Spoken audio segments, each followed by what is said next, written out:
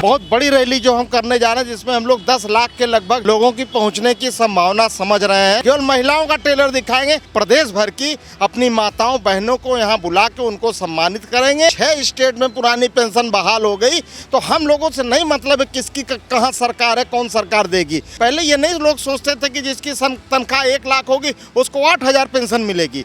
तो ये चीजें देख के मनोभाव खराब हो गया। वृद्धाश्रम भर गए हैं, माँ बाप छोड़ के चले जा रहे हैं बेटों को, इसलिए पेंशन बहुत जरूरी है। और देश का कर्मचारी अटेवा NMOPS विजय बंधु के साथ जुट गया है। पुरानी पेंशन बहाली की मांग को लेकर केंद्रीय और राज्य कर्मचारी संगठन लगातार अपने आंदोलन को आगे बढ़ा रहे हैं। कर्मचारी संगठनों का कहना है कि जब तक पुरानी पेंशन को बहाल नहीं कर दिया जाएगा, उनका ये आंदोलन रुकने वाला नहीं है।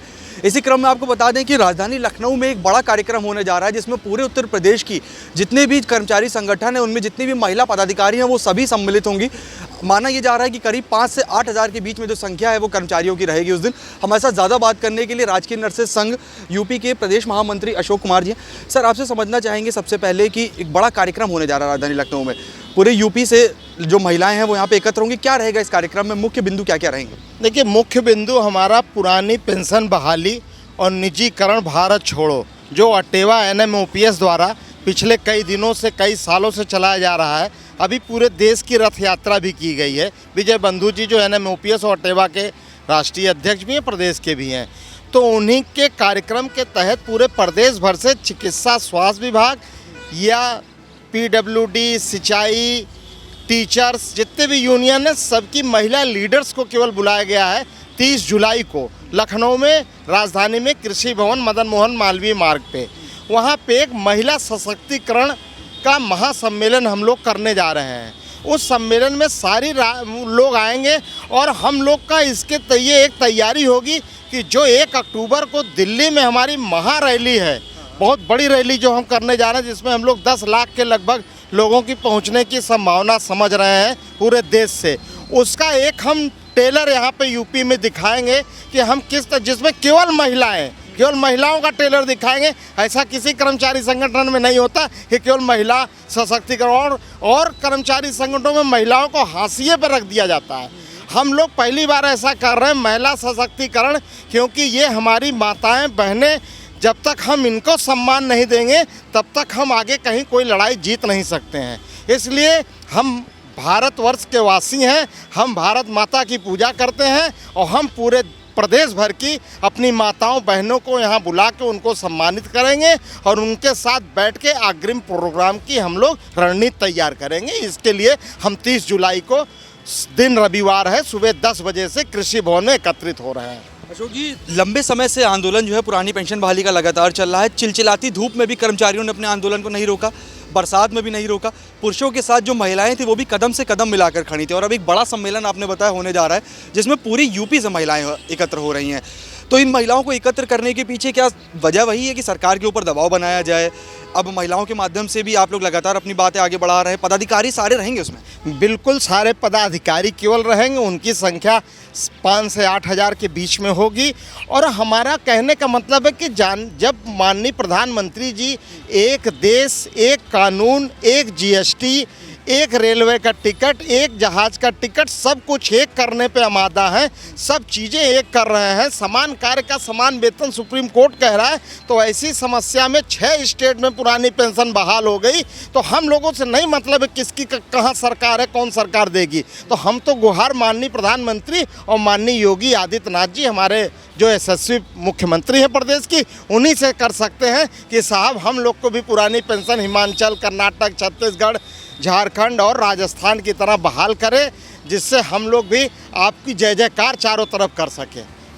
हमने तमाम सारे आम लोगों से भी बात की पुरानी पेंशन बहाली के मुद्दे पर। आपको बताना चाहेंगे कि जो आम जनता है वो भी चाह रही है कि पुरानी पेंशन को बहाल किया जाए। इसके साथ ही प्राइवेट सेक्टर के जो कर्मचारी, उनका भी कहना है कि जो कर्मचारी अपना पूरा जीवन दे देता है एक नौकरी में और उसको काम करने के बाद अगर उसके पास कोई बैकअप नहीं रहेगा, अपने बुढ़ाने का कोई सहारा नहीं रहेगा, तो ये काफ़ी गलत होगा।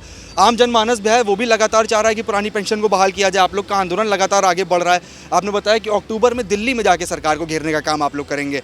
कहाँ तक बात अभी पहुँची है आपकी? सरकार से बात अभी, वार्ता लगातार आपकी चल रही है, कहीं कोई अभी उम्मीद की किरण नज़र आ रही है? देखिए, जब उम्मीद की किरण हमको उसी दिन नज़र आ गई थी जब हिमाचल में सरकार ने हमको पुरानी पेंशन दे दिया, राजस्थान में पुरानी पेंशन दे दिया, तीसरा हमारा कर्नाटक में पुरानी पेंशन दे दिया। मुझे नहीं लगता इतने अच्छे यशस्वी प्रधानमंत्री और हमारे योगी आदित्यनाथ जी, माननीय मुख्यमंत्री जी, ऐसा ज़रूर विचार कर रहे होंगे कि हम भी इनको पुरानी पेंशन दे दें, क्योंकि वो कभी हम लोग का ये नहीं चाहेंगे कि नुकसान हो। ये पुराने लोग कर गए, बीच में कोई जो पुराने नेता थे वो लोग सोचते थे इतना प्रभाव नहीं पड़ेगा, लेकिन जो ये नई पीढ़ी आ गई है, जो नया जनरेशन आ गया, जो पेंशन पा रहे हैं, पहले ये नहीं लोग सोचते थे कि जिसकी तनख्वाह 1 लाख होगी उसको 8,000 पेंशन मिलेगी।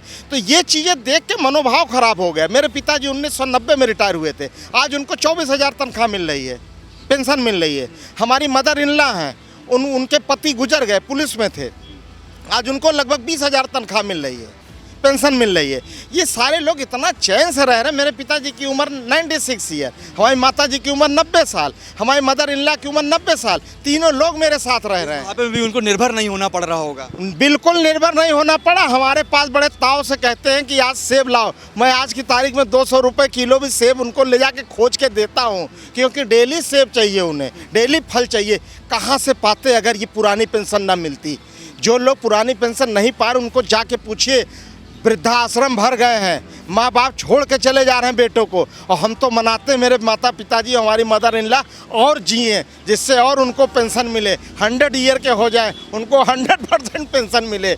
इसलिए पेंशन बहुत ज़रूरी, बहुत ज़रूरी, बहुत ज़रूरी है। और देश का कर्मचारी अटेवा NMOPS विजय बंधु के साथ जुट गया है। पुरानी पेंशन दिला के रहेगा, चाहे वो ये सरकार दे, चाहे वो सरकार दे। हमसे सरकार से नहीं मतलब है, फिर हम कह रहे हैं हमको पुरानी पेंशन चाहिए चाहिए चाहिए, और हम लेके रहेंगे। आखिरी सवाल है अशोक जी आपसे, हज़ारों लाखों कर्मचारियों की अगुवाई आप लोग कर रहे हैं, जो मुद्दा है उसको प्राथमिकता के साथ उठा रहे हैं, अपने साथी कर्मचारियों को आप क्या संदेश देना चाहते हैं?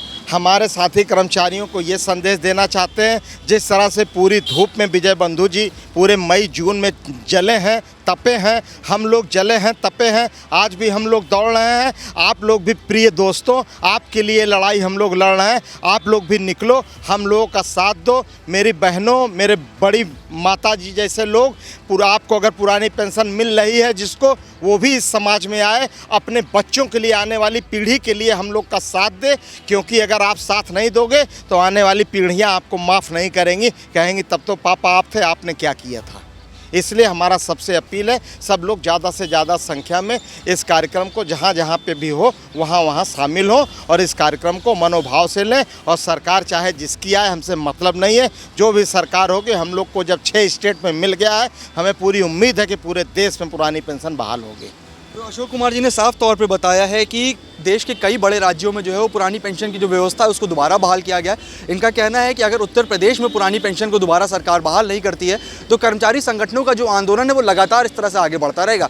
इसके साथ ही इन्होंने बताया है कि पूरे यूपी से महिला पदाधिकारी जितनी भी हैं कर्मचारी संगठनों की, उन सभी को बुलाकर सम्मानित किया जाएगा, और जो कार्यक्रम है उसको लगातार आगे बढ़ा के अक्टूबर महीने में दिल्ली में केंद्र सरकार को घेरने का काम जो है कर्मचारी संगठन करेंगे। विनोद विवेक के साथ उमंग पांडेय, टीवी लखनऊ।